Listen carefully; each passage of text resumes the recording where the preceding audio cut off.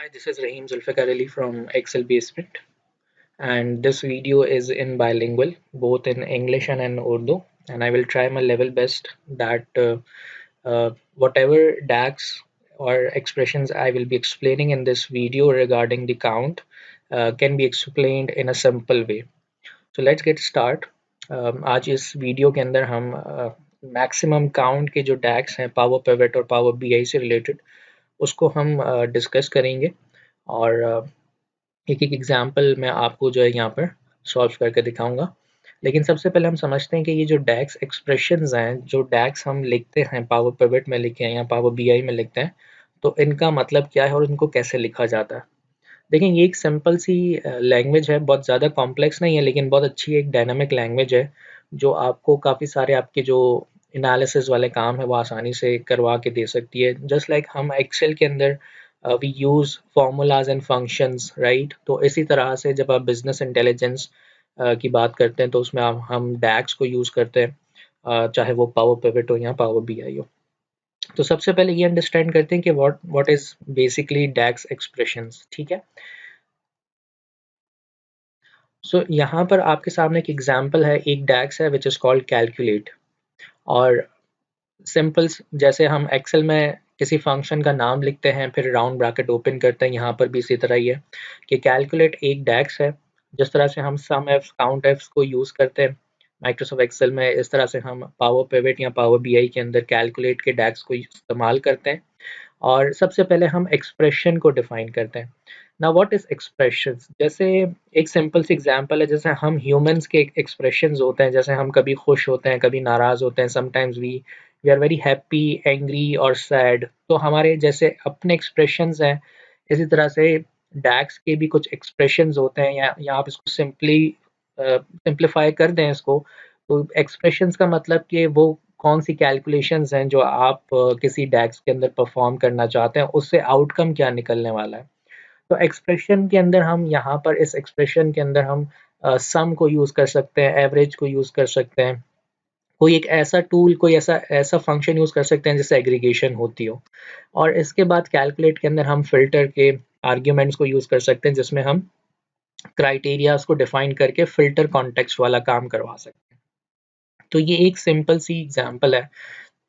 इसी तरह से एक और डेक्स हमारे पास मौजूद है एवरेज एक्स के नाम से, जिसमें अगेन आपको एक्सप्रेशन का वर्ड नजर आएगा, जिसका मतलब ही यही है कि आप ऐसा कौन सा एग्रीगेशन करवाना चाहते हैं, ऐसा कौन सा एक्शन करवाना चाहते हैं डेटा से रिलेटेड, जो आपको एक आउटकम निकाल के दे। इसी तरह से तीसरा डेक्स मौजूद है हमारे पास, फर्स्ट नॉन ब्लैंक, ठीक है, जिसमें हम कॉलम का नाम डिफाइन करते हैं और फिर अगेन यहाँ पर भी एक एक्सप्रेशन डिफाइन किया जाता है। तो ओवरऑल बेसिकली डैक्स का मतलब होता है डेटा एनालिसिस एक्सप्रेशंस, जिसमें आप एक्सप्रेशंस को डिफाइन करते हैं और मल्टीपल डैक्स को इस्तेमाल करते हुए इनसाइट्स निकालने की कोशिश करते हैं फ्रॉम द डेटाबेस। एक्सप्रेशन की डेफिनेशन अगर पढ़ी जाए तो any combination of operators, constants, literal values, functions and names of the fields or columns that evaluates to a single value, जो आपको एक सिंगल वैल्यू ड्राइव करके दें। You can use the expressions to a set of criteria or define calculated fields and queries. आप इसको या तो इसके अंदर set of criteria को define करते हैं, या आप as a calculated fields को इस्तेमाल कर सकते हैं as a explicit measures, जो आपकी queries में से आपको data या आपके जो numbers है वो basically fetch करके दे। एक्सप्रेशन की एक सिंप्लीफाइड एग्जांपल क्या हो सकती है, जैसे यहाँ पर मैंने अगेन कैलकुलेट को रेफर किया है, तो कैलकुलेट के अंदर सबसे पहले वो कह रहा है कि एक्सप्रेशन बताएं। अब एक्सप्रेशन के अंदर हमने यहाँ पे जो इस्तेमाल किया वो सम को यूज़ किया है। ऑर्डर्स यहाँ पर टेबल का नाम है और ऑर्डर अमाउंट उस टेबल के अंदर कॉलम का नाम है। तो बेसिकली सम का जो फंक्शन है वो ऑर्डर्स के टेबल के अंदर से ऑर्डर अमाउंट के कॉलम का टोटल एक्सट्रैक्ट करके दे रहा है, और फिर उस पूरे टोटल में से हमने एक फ़िल्टर अप्लाई किया है कैलकुलेट के डैक्स के अंदर, जो कि हम सिर्फ एक प्रोविंस को देखना चाह रहे हैं, दैट इज़ अल्बर्टा, ठीक है। तो ये जस्ट लाइक सम इफ्स काम करता है एक्सेल के अंदर, नॉर्मली हम फंक्शंस में यूज़ करते हैं, इस तरह से कैलकुलेट यहाँ पे इस्तेमाल किया जा रहा है। तो ये जो सम है बेसिकली एक सिंगल वैल्यू रिटर्न कर रहा है, जैसे हमने डेफिनेशन में पढ़ा था। और फिर अगेन एक और चीज़ बहुत इम्पॉर्टेंट है, यहाँ पर आपको ये जो एक्सप्रेशन लिखा हुआ नज़र आ रहा है, हम ये भी कर सकते हैं कि इस एक्सप्रेशन को हम स्टैंड अलोन यूज़ करें और फिर हम कैलकुलेट के डेक्स के अंदर इस एक्सप्लिसिट मेजर को कॉल कर सकते हैं। तो वंस हम एक्सप्लिसिट मेजर डिफाइन कर लेते हैं तो हम उसको डिफरेंट डेक्स के अंदर भी रिकॉल कर सकते हैं, हमें उस चीज़ को बार बार लिखने की ज़रूरत नहीं होती है। तो इस एग्जांपल में आपको ये भी समझ में आ रहा है कि वंस एक एक्सप्रेशन को हम एज अ डेक्स मतलब एक एक्सप्लिसिट मेजर बना के डिफरेंट डेक्सेस के अंदर इस्तेमाल में लाया जा सकता है ताकि वो थोड़ा सा शॉर्ट हो जाए। ठीक है, अब हम आगे बढ़ते हैं and we will be learning there are many different types of count DAX available in Power Pivot and Power BI as well. So हम one by one इसको जो है वो डिस्कस करेंगे अब। ठीक है, ठीक है, और इस डेटाबेस को सबसे पहले हम पावर पिवट पर लेकर जाएंगे, पावर पिवट की विंडो तक ले जाएंगे। ठीक है, और पावर पिवट का जो टैब है वो आपको मेरी स्क्रीन पर नज़र आ रहा है। इस वक्त मैं एक्सेल 2013 यूज़ कर रहा हूँ। अगर आप एक्सेल 2016 यूज़ कर रहे हैं या 19 यूज़ कर रहे हैं तो आपको उसको सिर्फ इनेबल करना है फाइल ऑप्शंस में जाके, और आपको फॉर्म एडिन्स में जाके उसको इनेबल करना है, जो आपको बहुत सारे आर्टिकल्स मिल जाएंगे इंटरनेट पे कि हाउ टू इनेबल दैट। अगर आप एक्सेल 2010 यूज़ कर रहे हैं तो आपको पावर पिवट के एडिन को डाउनलोड करके इंस्टॉल करना होगा, डिपेंडिंग कि आप 32 बिट यूज़ कर रहे हैं या 64 बिट यूज़ कर रहे हैं। तो हम स्टार्ट करते हैं।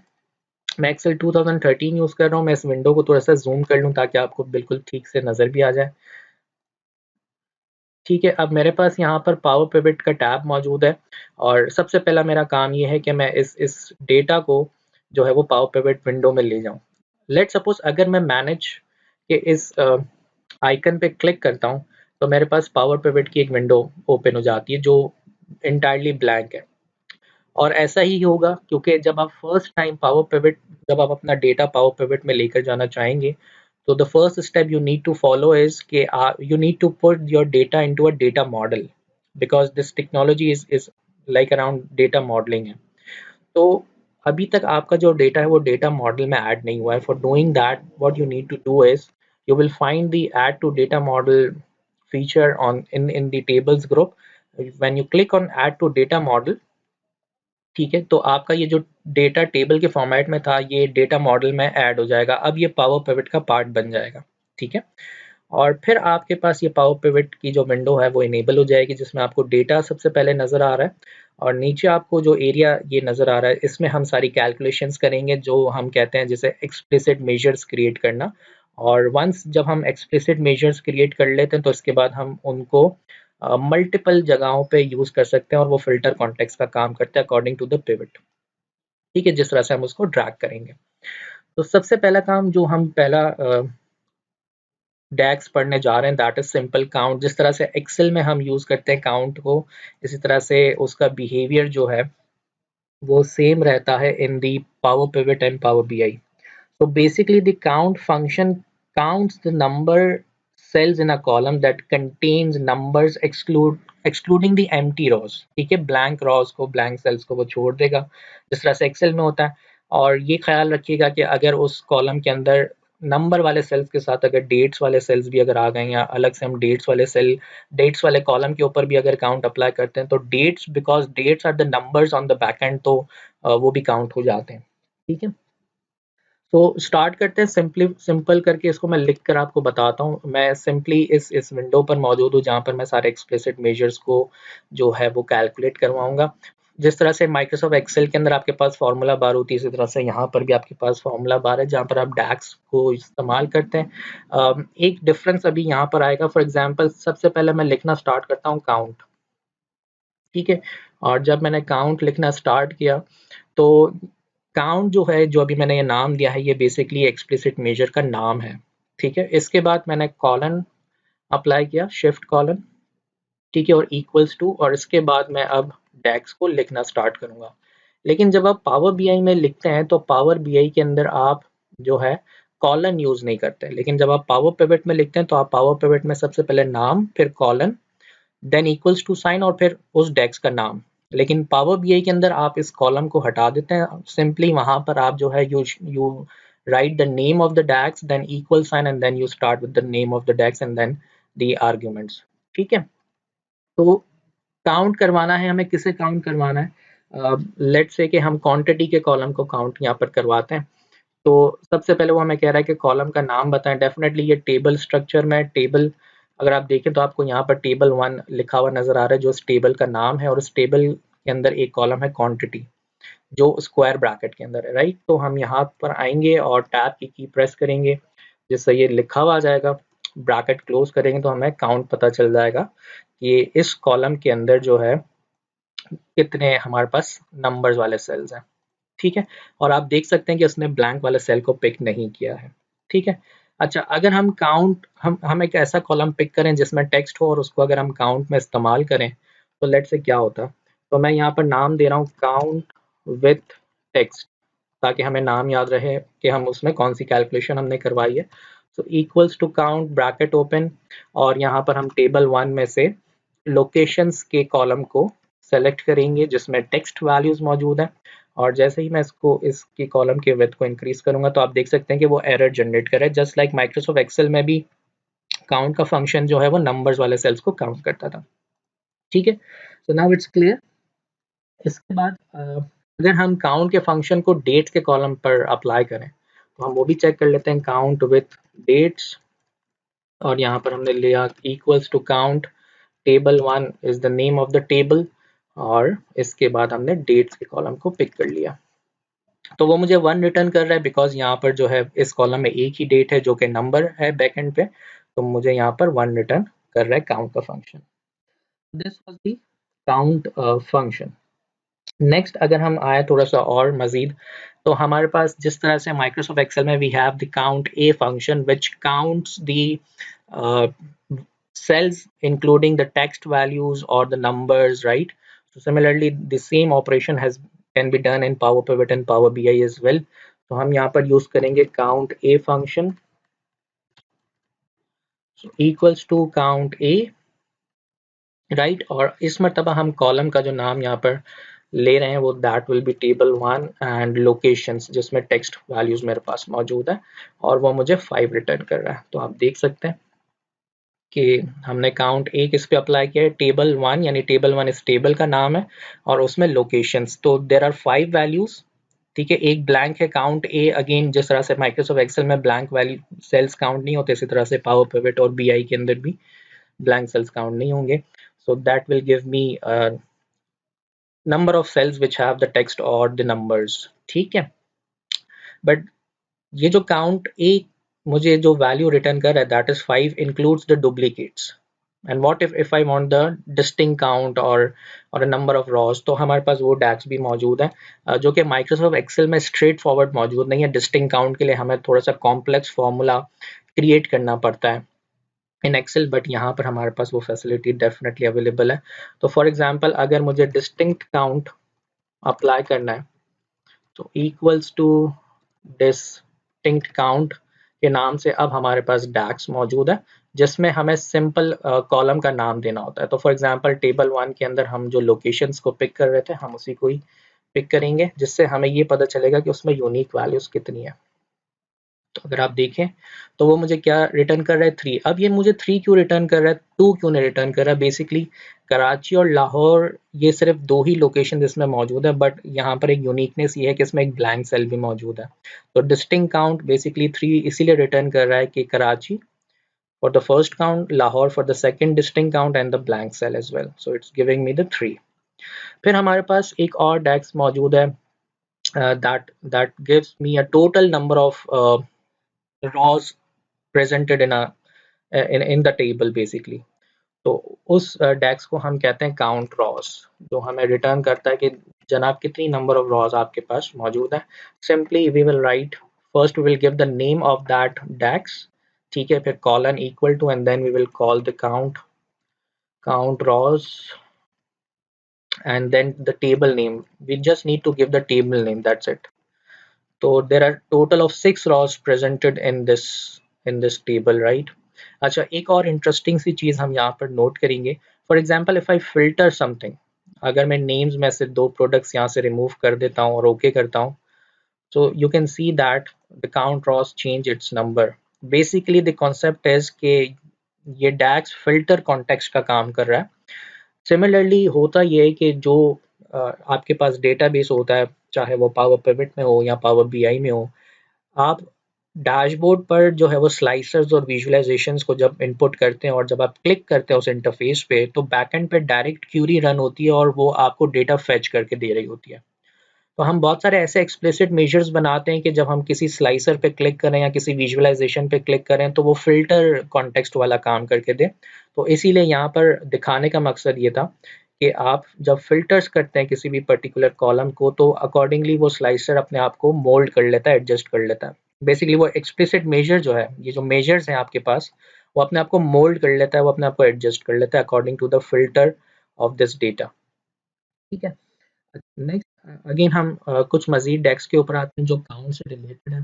फॉर एग्ज़ाम्पल कि अगर मुझे काउंट रॉस की जगह मैं कुछ और परफॉर्म करना चाहूँ, कि मुझे ब्लैंक सेल का भी काउंट मिल जाए और उसके अंदर पर्टिकुलर जो वैल्यूज़ या टेक्स्ट लिखा हुआ है वो भी मिल जाए, तो जस्ट लाइक इन एक्सेल हम यहाँ पर वो परफॉर्म कर सकते हैं। मैं काउंट ए का कॉम्बिनेशन बनाऊंगा काउंट ब्लैंक्स के साथ।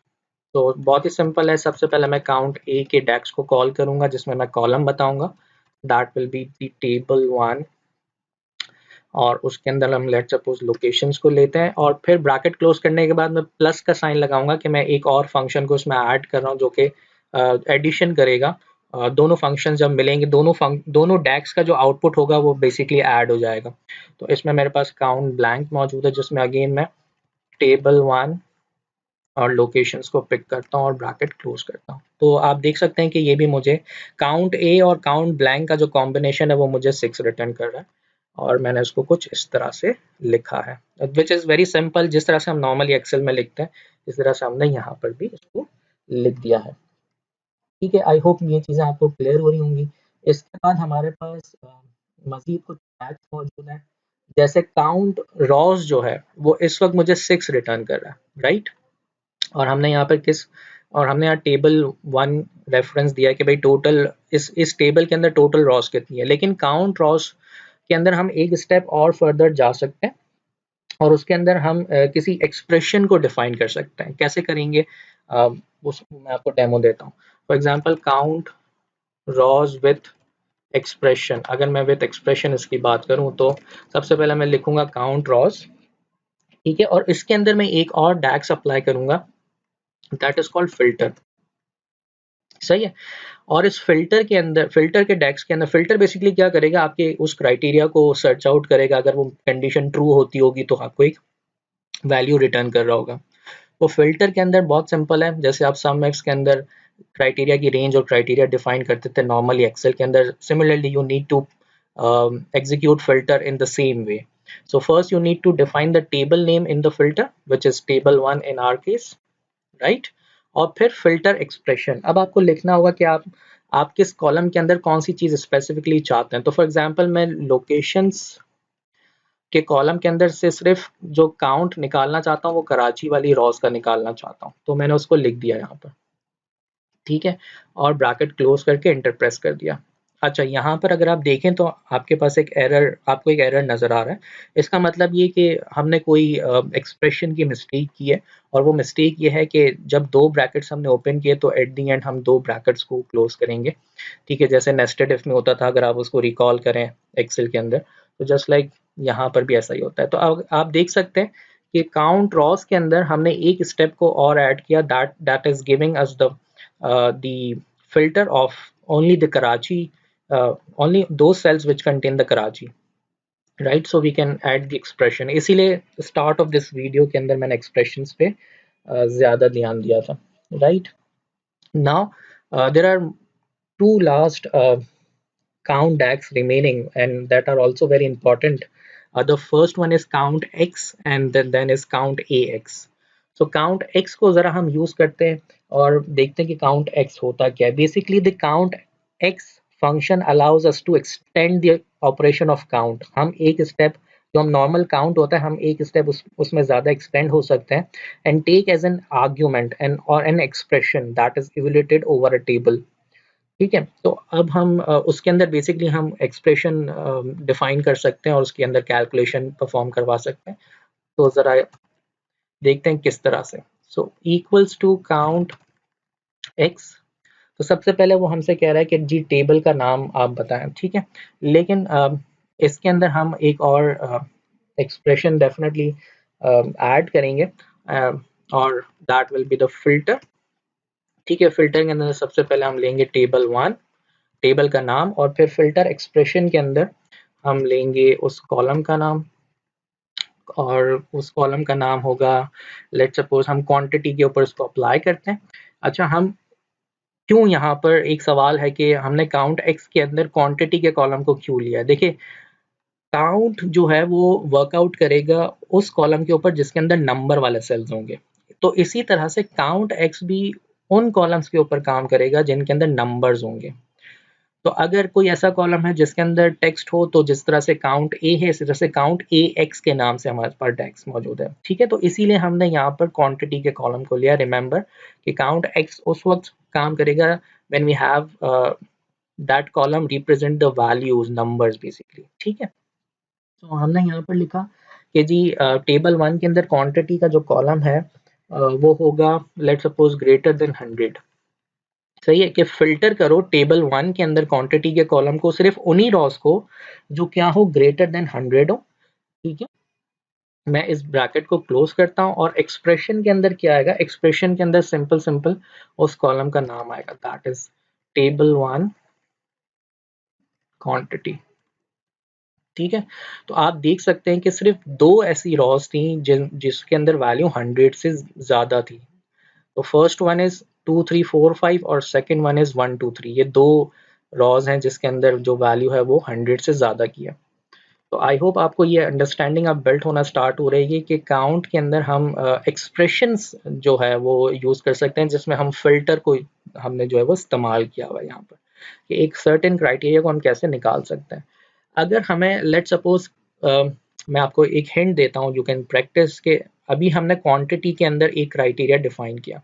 फॉर एग्जांपल हम ये चाहते हैं कि हम लोकेशंस के अंदर एक क्राइटेरिया डिफाइन करें, तब भी हम यहाँ पर उसको डिफाइन कर सकते हैं, लेकिन the difference will be that we will be using count a X instead of count X. ठीक है, तो I hope it it is now clear to you कि क्या किस तरह से हो सकता है। ठीक है जी।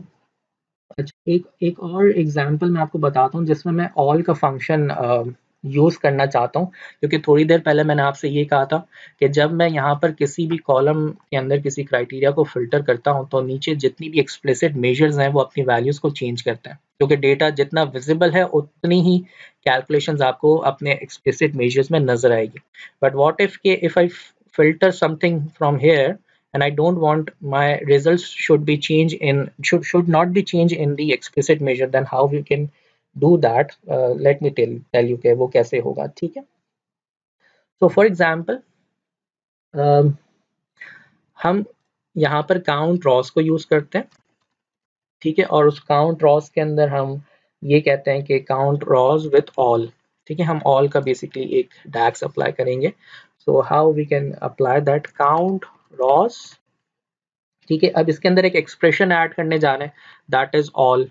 ठीक है, ऑल का मतलब बिल्कुल इजी वे में ले लें तो इसका मतलब तमाम सारी चीजें। ठीक है, जो फिल्टर कॉन्टेक्स्ट के ऊपर काम नहीं करेंगे, फिल्टर कॉन्टेक्स्ट को वो एक्सक्लूड कर देंगे। तो यहाँ पर हम काउंट करवाते हैं रॉस को, लेकिन किस कॉलम के बेसिस पे। फॉर एग्जांपल टेबल 1 के अंदर हमारे पास लोकेशन का एक कॉलम मौजूद है। यहाँ फॉर एग्जांपल हम लोकेशन भी नहीं, नेम्स को देखते हैं। ठीक है, तो अगर आप यहाँ देखें स्क्रीन पर, तो मेरे पास मैंने अप्लाई किया काउंट रॉस। ठीक है, जो कि टोटल नंबर ऑफ रॉस मुझे रिटर्न करेगा, लेकिन मैंने कहा कि तमाम रॉस को रिटर्न करो जो कि नेम्स के कॉलम को रिप्रेजेंट करता है। अच्छा, अब इसने क्या रिटर्न किया, 6 रिटर्न किया। तो फॉर एग्जांपल लेटर ऑन अगर मैं इस नेम्स के कॉलम के ऊपर फिल्टर अप्लाई करता हूँ, फॉर एग्जांपल मैं 2 या 3 प्रोडक्ट्स को एक्सक्लूड कर दूं and I press okay, so still this explicit measures is returning me 6. This explicit measure returns me 6. लेकिन अगर आप डेटा को देखें तो उसमें सिर्फ 3 रॉज नजर आ रही हैं। तो यहाँ पर इस काउंट रॉज के अंदर सिंपली हमने काउंट रॉज किया कि भाई टेबल में से मुझे बताओ कि कितनी रॉज हैं, जो विजिबल हैं वो नजर आ रही हैं। So this explicit measure is adjusting itself according to the direct query filtration. ठीक है, लेकिन यहाँ पर काउंट रॉज 6 मुझे इस फिल्टर कॉन्टेक्स्ट पे काम करता हुआ नजर नहीं आ रहा, जो कि मुझे टोटल नंबर रिटर्न कर रहा है। सो फॉर एग्जांपल ये सिचुएशंस कहाँ यूज हो सकती हैं? Sometimes we need to calculate a ratio और इन्वेंट्री पोर्शन, ठीक है ना, जहाँ पर हमें डिवाइड करवाना है उसको 100% से, तो हम फिर इस तरह के एक्सप्लिसिट मेजर्स बनाते हैं जहाँ पर वो फिल्टर कॉन्टेक्स्ट के ऊपर इम्पैक्ट ना रखता हो, ठीक है। तो these were all the DAX related to the count, ठीक है। और आई होप कि आपको इस वीडियो के अंदर काफ़ी ज़्यादा अंडरस्टैंडिंग मिली होगी कि काउंट के डैक्स को हम किस तरह से जो है वो इस्तेमाल कर सकते हैं। So thank you so much. If you like my video please do share on the social media with your friends, with your colleagues, ठीक है। एंड इंशाल्लाह in the next videos I will make more simple examples with more different taxes. Thank you so much.